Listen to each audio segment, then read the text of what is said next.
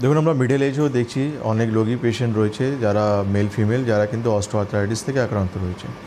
দেখুন, অস্টিওআর্থ্রাইটিস দেখতে গেলে বয়সজনিত রোগ, একটা বয়সের পর কম বেশি মানুষ ফেস করবেই, কিন্তু খুব তাড়াতাড়ি হয়ে যাওয়া মানে এটাও কিন্তু একটা টিপিক্যাল একটা এমন সিচুয়েশন। কেন এই জয়েন্টসগুলো কিন্তু আমাদেরকে হেলদি না থাকলে আমরা অনেক কিছু কাজ করতে পারি না।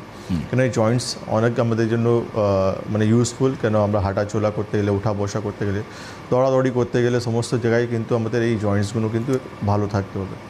তো আপনি যেটা আজকে জিজ্ঞেস করছেন মিডল এজ, অবশ্যই আমরা অনেক পেশেন্ট পাচ্ছি যারা কিন্তু মিডল এজে এই সমস্যা থেকে আক্রান্ত রয়েছে। এবার কারণ জানতে গেলে কারণ হচ্ছে ওবেসিটি, তাদের শরীরে প্রচুর ওয়েট হয়ে গেছে। সেকেন্ড কারণ হচ্ছে মানে ইনজুরি।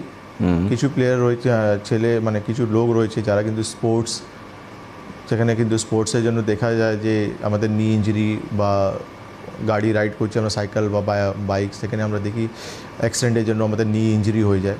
সেখান থেকে আমরা খুব তাড়াতাড়ি কিন্তু একটা অস্টিওআর্থ্রাইটিস পেশেন্ট হয়ে যেতে পারি। তার সঙ্গে আছে এমন একটা রোগ যেটা আর একটা রোগকে নিয়ে আসে, যেমন রুমেটয়েড আর্থ্রাইটিস। যেখানে আমরা দেখি রুমেটয়েড আর্থ্রাইটিস দীর্ঘদিনে থাকলে আমরা একটা রোগ আমাদের শরীরে চলে আসে, সেটা হচ্ছে অস্টিওআর্থ্রাইটিস, নিতে আমাদের হয়ে যায়। তো এমন কিছু কারণ রয়েছে যার জন্য কিন্তু আমরা দেখছি আছে মিডল যে ক্লাসগুলো রয়েছে, মিডল বয়সগুলো রয়েছে, তারাও কিন্তু এই হাঁটু ব্যথা থেকে আক্রান্ত রয়েছে। আচ্ছা, এই অর্থোরাইটিস যেটার কারণগুলো আপনি বললেন, এর পাশাপাশি কি জেনেটিক কারণে অস্টিওআর্থ্রাইটিস হতে পারে? হ্যাঁ, হতে পারে, আপনি জেনেটিক একটা কারণ হতে পারে, কিন্তু মোস্ট প্রবাবলি এখন তো সব রোগটাই এমন হয়ে গেছে যেখানে জেনেটিক একটা কজই থাকে, যে আপনার ফ্যামিলিতে কারো ছিল কি না, সেটা হতেই পারে। সেটা হতে পারে। বেশ, এবার প্রশ্ন হচ্ছে যে ধরুন আমরা যদি আর্থারাইটিসকে ডিভিশন করি তাহলে তো এর আরও একটা প্রকারভেদ রয়েছে যেটাকে রিউমাটয়েড আর্থারাইটিস বলছি। What is the difference between rheumatoid arthritis and osteoarthritis?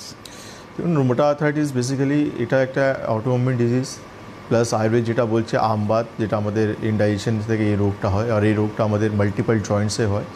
মানে ছোটো আঙুল থেকে আমাদের শরীরে big Joints and small Joints রয়েছে। মানে যেরকম হাতে আঙুলগুলো রয়েছে, রিস্ট রয়েছে, এটা স্মল জয়েন্টস রয়েছে। আর নি জয়েন্টস যেটা রয়েছে এটা বিগ জয়েন্টস, কোমরের জয়েন্টস যেটা রয়েছে এটা বিগ জয়েন্টসগুলো রয়েছে। তো রুমেটয়েড আর্থ্রাইটিসে আমরা দেখি যে স্মল জয়েন্টস থেকে ব্যথাগুলো বিগ জয়েন্টসের দিকে যায়।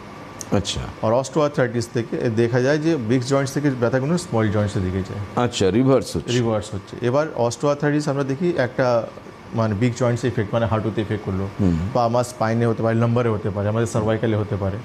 আর রুমেটয়েড আর্থ্রাইটিস যেটা আমরা দেখি সেটা স্মল জয়েন্টস থেকে গোটা শরীরকে ইনভলভ করে, তার সঙ্গে অন্য অন্য অর্গানসকে টার্গেট করে, হার্টকে টার্গেট করে, স্কিনকে, চোখে, লাংসকে, এই সমস্ত, তার সঙ্গে আমাদের শরীরে হিমোগ্লোবিনকে।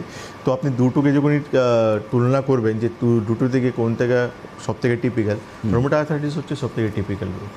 আচ্ছা, আমরা যেহেতু অস্টিওআর্থ্রাইটিস নিয়ে আজকে আলোচনা করছি, আমি সেখানটাতে একটু ফিরছি।